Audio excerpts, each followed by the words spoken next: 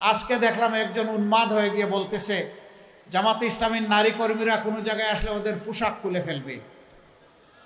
সে তার সহকর্মীদেরকে হুকুম দিচ্ছে। আরেক জায়গায় চাঁপাইনবাবগঞ্জে মেয়ে হয়ে একজন কথা বলেছে যে ওদের হেজাব এবং নেকাব খুলে ফেলবেন টান দিয়ে, ওদেরকে ধরে পুলিশের হাতে দিয়ে দিবেন। এর নাম গণতন্ত্র? নির্বাচনের আগেই যদি আপনি এটা করেন, নির্বাচনের পরে কি করবেন? একদিকে আপনি মাদের হাতে দিবেন ফ্যামিলি কার্ড, আর পাশাপাশি আপনার প্রতিপক্ষ হলে তার সেই মায়ের গায়ে দিবে আপনি হাত। ওই ফ্যামিলি কার্ড আর হাত দুইটা একসাথে চলবে না। যদি সত্যিই সম্মান দেখায় থাকেন তাহলে আগে আপনার মাকে সম্মান দেখান, এরপরে বাংলাদেশের প্রত্যেকটা নারীকে মায়ের মর্যাদায় সম্মান দেখান। মানুষ আপনাকে ভালোবাসবে, আপনাকে স্যালিউট দেবে। আমি বলে দিতে চাই, আমাদের জীবনের চেয়ে মায়েদের ইজ্জতের মূল্য আমাদের কাছে অনেক বেশি।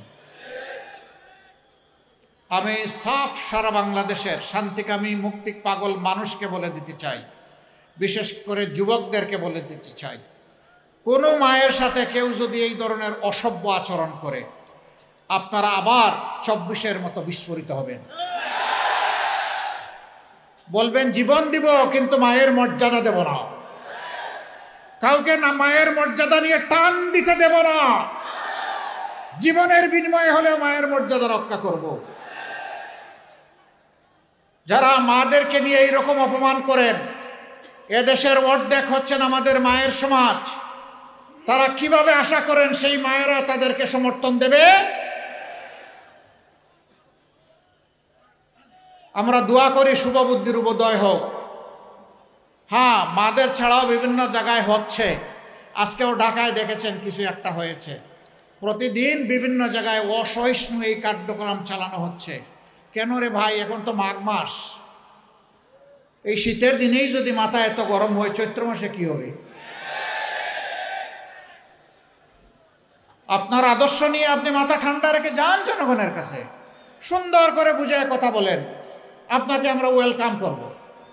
কিন্তু আপনি গায়ের জুড়ে সেই ফেসিবাদী কায়দায় আবার নির্বাচনকে চলে বলে কৌশলে নিজের ইচ্ছা মতো প্রভাবিত করবেন।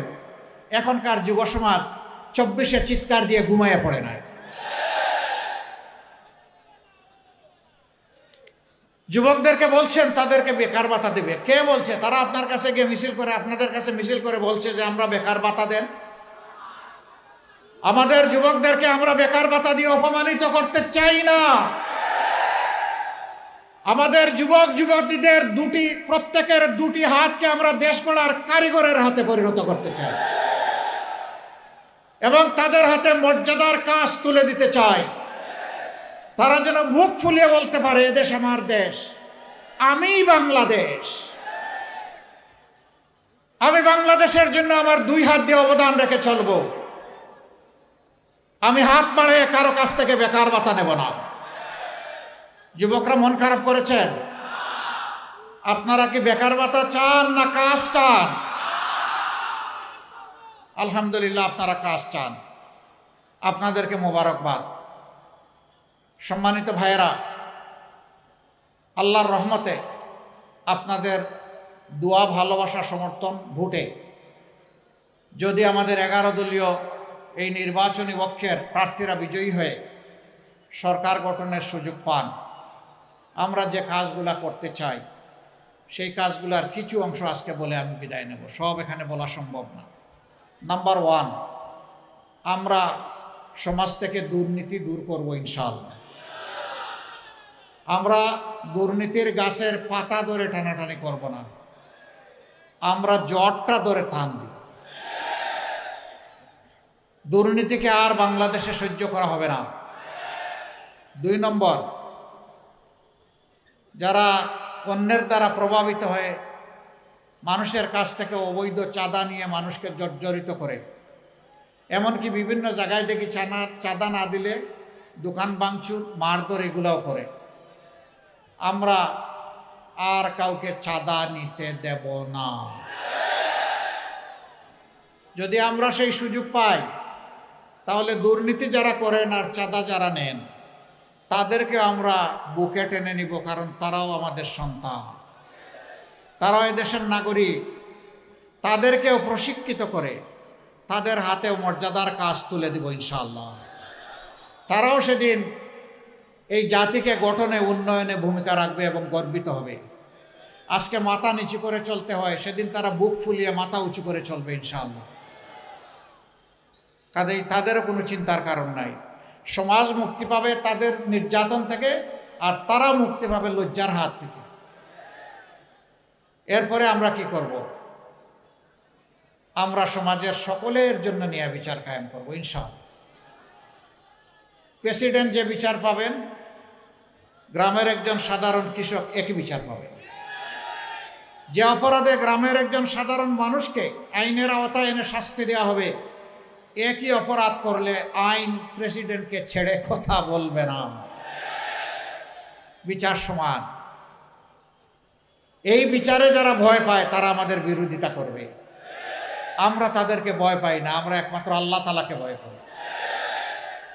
আমাদের তৃতীয় অঙ্গীকার, মানুষের পেটে এবং মুখে ভাত তুলে দেওয়া, এটা আমাদের দায়িত্ব। কিন্তু রিজিকের মালিককে আল্লাহ রাব্বুল আলামিন। আমরা আল্লাহ তাআলার কাছে চাইব এবং মানুষের অর্থনৈতিক প্রবৃত্তি অর্জনের জন্য স্বচ্ছতার সাথে দূরদর্শী চিন্তা করব ইনশাআল্লাহ। আগামী 5 বছর পরে বাংলাদেশ কোথায় যাবে, 10 বছর পরে কোথায় যাবে, 50 বছর পরে কোথায় যাবে, এটা জরুর নয় যে জামাতে ইসলামীকেই দেশ শাসন করতে হবে, কিন্তু এটা জরুর যে এই দেশে সুশাসন থাকতে হবে। এই দেশকে যারা ভালোবাসে তাদেরকেই শাসনের দায়িত্ব দিতে হবে। প্রিয় দেশবাসী, আমরা সেই রকম ভিশন নিয়ে, পরিকল্পনা নিয়ে আপনাদের সাথে বসবো, কথা বলবো, ডায়ালগ করব, তারপরে সবাই মিলে বাংলাদেশ গড়ব ইনশাআল্লাহ। ব্যাংক ডাকাত, শেয়ার মার্কেট লুটেরা, তাদের কি হবে? তারা অনেকে পালিয়ে বিদেশে গিয়ে আলিশান বাড়িতে থাকেন। আল্লাহ যদি আমাদেরকে তৌফিক দেন, আমরা ওদের পেটের ভিতরে হাত ঢুকাইয়া জনগণের টাকা বের করে নিয়ে আসবো। যা পারি, যতটুকু পারি, সেই টাকা রাষ্ট্রীয় তহবিলে যোগ হবে, তাই দিয়ে জনগণের উন্নয়ন কর্মকাণ্ড পরিচালিত হবে ইনশাআল্লাহ। এরপরে যদি আল্লাহর মেহেরবানিতে আমরা দায়িত্ব পাই নেই, সেই দিন থেকে আমরা সাফ বার্তা সবাইকে দিয়ে দিব, আগে যা করেছেন করেছেন, এখন উজু গোসল করে ঠিক হয়ে যান। এখন আর এগুলা চলবে না। আগেরটা কি হবে পরে দেখা যাবে, কিন্তু এখনটা করলে আর কেউ রেহাই পাবেন না। এই বার্তা যখন চলে যাবে, আমরা বিশ্বাস করি মাথা যদি ঠিক থাকে শরীর ঠিক হয়ে যাবে। রাজনীতির জায়গাটা স্বচ্ছ হয়ে গেলে গোটা সমাজ স্বচ্ছ হয়ে যাবে ইনশাআল্লাহ। তখন আর কেউ দুঃসাহস দেখাবে না দুর্নীতি করার, অন্য কোনো অপরাধ করার। অপরাধ তো এখান থেকে শুরু হয়, সমস্যা তো গুড়ায়, সমস্যা সমাজের মাথায়। আমরা আবারও বলছি, লেজ ধরে টান দিব না, আমরা কান ধরে টান দিব ইনশাআল্লাহ। যারাই অপরাধ করবে কোনো ছাড় নাই। সম্মানিত ভাইরা, আমাদের সমাজের একটা বিপুল সংখ্যক শিশু, তারা শিক্ষার আলো থেকে একেবারেই বঞ্চিত। তার মা পেটের ভাত যোগান দিতে পারে না, ওরা শিক্ষা দিবে কিভাবে? সে কি দেশের নাগরিক নয়? সরকারের কোনো দায়িত্ব নেই? সেই লোকগুলা যখন শিক্ষা পায় না, অনাদরে, অবহেলায়, অযত্নে বড় হয়, তখন তাদের মনের মধ্যে দ্রোহের আগুন জ্বলে উঠে। আমি কি এই সমাজের কেউ নই? এই সমাজ আমাকে এইরকম অন্ধকারে ফেলে দিল কেন? তার মনে তখন প্রতিরোধ স্পৃহা জাগ্রত হয়, তখন বিভিন্ন ধরনের অপরাধ কর্মকাণ্ডে সে জড়িয়ে পড়ে। এর জন্য আমার ওই অবুঝ শিশুটি দায়ী নয়, এই জন্য দায়ী সমাজ এবং সরকার, যারা তাদেরকে শিক্ষার আলো থেকে বঞ্চিত করেছে। ইনশাআল্লাহ আল্লাহ তাআলা আমাদেরকে দেশ পরিচালনার সুযোগ দিলে আমরা তাদেরকে বুকে তুলে নেব এবং তাদের শিক্ষার ব্যবস্থা করব। তাদের মধ্য থেকে মণিমুক্তা বের হয়ে আসবে, আমরা এটা আশা রাখি। এমনকি তাদের মধ্য থেকে বের হয়ে কেউ এসে আগামী দিনের প্রধানমন্ত্রী হতে পারে। শুধু রাজার ছেলে রাজা হবে, রাজনীতির এই সংস্কৃতি আমরা পাল্টে দিতে চাই। যার যোগ্যতা আছে সেই দেশ পরিচালনার দায়িত্ব পাবে ইনশাআল্লাহ। জনগণের ভালোবাসা এবং সমর্থন নিয়ে। ওই পৈতৃক সূত্রে, জমিদারি সূত্রে রাজনীতি এই দেশের মানুষ আর দেখতে চায় না। সম্মানিত ভাইয়েরা, তারপরে কি করব? এই দেশ বিশ্বের একটা সদস্য দেশ, বিশ্বসভার, সবার সাথে আমাদের চলতে হয়, চলতে হবে, চলতে চাই। সভ্য প্রত্যেকটি দেশকে আমরা বন্ধু হিসাবে পেতে চাই, কিন্তু অতীতে এই বন্ধুত্ব নয়, কিছু কিছু ক্ষেত্রে প্রভুত্ব কায়েম হয়েছিল। আধিপত্যবাদ আমাদের ঘাড়ে চেপে বসেছিল, আমাদের 54 বছরের অনেক সম্ভাবনাকে ধূলিসাৎ করে দিয়েছিল। আগামীতে এই জাতি আর কোনো আধিপত্যবাদ বরদাস্ত করবে না। আমরা সবাইকে বন্ধু হিসাবে পেতে চাই, কাউকেই প্রভু হিসাবে দেখতে চাই না। কেউ যেন আর প্রভুর নাটকে অভিনয় করতে না আসেন। আমরা সবার সাথে ভালো সম্পর্ক, প্রতিবেশীদের সাথে ভালো প্রতিবেশীর সম্পর্ক আমরা রক্ষা করব, কিন্তু আমরা চাই আমাদের সাথেও যেন সেই সম্পর্কটা রক্ষা করা হয়। কিছু লোক জাতিকে বিভক্ত করেছে, মুক্তিযুদ্ধের পক্ষ বিপক্ষ, অমুক ধর্ম অমুক ধর্ম, ধর্মে ধর্মে ক্লেশ, চেতনার ক্লেশ, এগুলা লাগাই রেখেছে। আমরা এই সবগুলার কবর রচনা করে একটা ঐক্যবদ্ধ জাতি করতে চাই। হিন্দু, মুসলমান, বৌদ্ধ, খ্রিস্টান সবাই মিলে আমরা একসাথে ফুলের বাগানের গাছগুলার মতো থাকতে চাই, নিরাপদে শান্তিতে থাকতে চাই, সম্মানের সাথে থাকতে চাই। এখানে কারো অপমান আমরা বরদাস্ত করব না। ধর্মের ভিত্তিতে কারো মূল্যায়ন হবে না। নাগরিকত্ব, দেশপ্রেম এবং তার যোগ্যতার ভিত্তিতে তার মূল্যায়ন হবে ইনশাআল্লাহ। সম্মানিত ভাইয়েরা,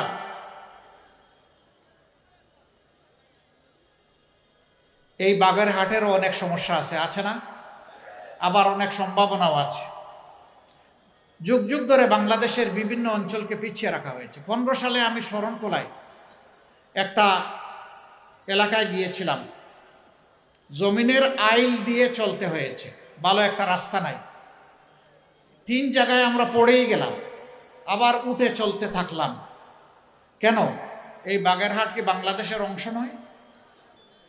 হ্যাঁ, উন্নয়নে যারা অবদান রেখেছেন আমরা তাদেরকে ধন্যবাদ জানাই। আবার উন্নয়ন করতে গিয়ে যারা ডাকাতি করেছেন তাদেরকে ধন্যবাদ জানাইতে পারবো না। জনগণের টাকা নিয়ে যারা নিজেদের পকেট বাড়ি করেছেন, সিঙ্গাপুর বানিয়েছেন আর কানাডায় বেগমপাড়া গড়ে তুলেছেন, আমরা তাদেরকে ধন্যবাদ জানাতে পারবো না। ধন্যবাদ জানাবো সততার সাথে, দক্ষতার সাথে এই জাতির খেদমত করে, বাগেরহাটবাসীর খেদমত করে যারা গিয়েছেন, অবশ্যই তাদেরকে ধন্যবাদ। আমরা আপনাদেরকে কথা দিচ্ছি, আমরা সুযোগ পেলে নির্যাতের ভিত্তিতে যে এলাকা সবচেয়ে বেশি বঞ্চিত, ওই এলাকার দিকে ইনশাল্লাহ আমাদের চোখটি প্রথমে পড়বে ইনশাল্লাহ। আমরা এটা দেখব না কোন মন্ত্রী মহোদয় আর প্রেসিডেন্ট সাহেবের বাড়ি কোথায়, আমরা দেখব কোন এলাকার পাওনা সরকারের কাছে সবচেয়ে বেশি, সেই ঋণ সরকারকে পরিশোধ করতে হবে ইনশাআল্লাহ। যদি শুধু সমাজে ইনসাফটা কায়েম করা যায়, দুর্নীতি সহ সব বন্ধ হয়ে যাবে। এই দেশকে, জাতিকে পাল্টানোর জন্য 5টা বছর যথেষ্ট। আপনারা কি তা বিশ্বাস করেন? ইনশাআল্লাহ আমরা গভীর আস্থা রাখি এই ব্যাপারে, এবং ইনশাআল্লাহ আল্লাহ তৌফিক দিলে আমরা পারবো ইনশাআল্লাহ। কেন পারবো? যেহেতু আমাদের নিজস্ব কোনো ধান্দাবাজি নাই। আমাদের একটাই ধান্দা, কিভাবে এই জাতির কিছু ভালো করা যায়। আপনাদের সবাইকে অনুরোধ জানাবো, 12 তারিখের 2টি বুথে আপনারা ঐতিহাসিক গুরু দায়িত্ব পালন করবেন ইনশাআল্লাহ। হা বুট মানে হচ্ছে ফেসিবাদ আর ফিরে না আসুক, এক কথা এইটাই হা বুট। হা মানে আজাদি, না মানে গুলামি। এবার আপনারা বলুন, আজাদি না গুলামি? আজাদি না গুলামি? তাহলে 12 তারিখের প্রথম ভোট হবে ইনশাআল্লাহ। শুধু আমি একা না, আমার মা বাবা, ভাই বোন, স্ত্রী পুত্র যারাই আছে ভোটার, আপনজন প্রিয়জন এলাকাবাসী, সবাইকে নিয়ে আমরা নতুন বাংলাদেশের পক্ষে দাঁড়িয়ে যাব ইনশাআল্লাহ। মনে রাখবেন, হা জিতলে বাংলাদেশ জিতবে, আর হা হেরে গেলে বাংলাদেশ হেরে যাবে। আমরা বাংলাদেশকে হারাতে দিব না ইনশাআল্লাহ। দ্বিতীয় ভোটটি হবে ন্যায় এবং ইনসাফের পক্ষে। 11 দল যে প্রতীক নিয়ে যেখানে এসেছে আমরা সবাই এক। এখন আমাদের পরিচয়, আমরা 11 দলীয় নির্বাচনী ঐক্য, আমরা ঐক্যবদ্ধ বাংলাদেশ। আপনারা ঐক্যবদ্ধ বাংলাদেশের পক্ষে থাকবেন? তাহলে সেদিনকার এখন যেমন গণজোয়ার চতুর্দিকে সৃষ্টি হয়েছে ন্যায়ের পক্ষে, ইনসাফের পক্ষে, সেদিন যেন ব্যালটের জোয়ার সৃষ্টি হয় ইনশাআল্লাহ। তবে আপনাদেরকে একটু সাবধান করে যাব, কেউ যদি আকাশ থেকে কালো চিলের রং ধারণ করে কারো ভোট ছু মেরে নিয়ে যেতে চায়, ওর ডানা সহ খুলে ফেলবেন।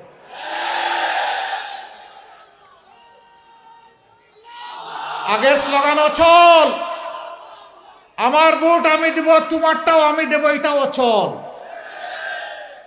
তোমার ভোট তুমি দাও, আমার ভোট আমি দেব, আমার ভোটে হাত বাড়ালে খবর আছে। সম্মানিত ভাইরা, নিজের এই ভোটের পাহারাদারি করতে হবে, অন্যের ভোটেরও পাহারাদারি করতে হবে।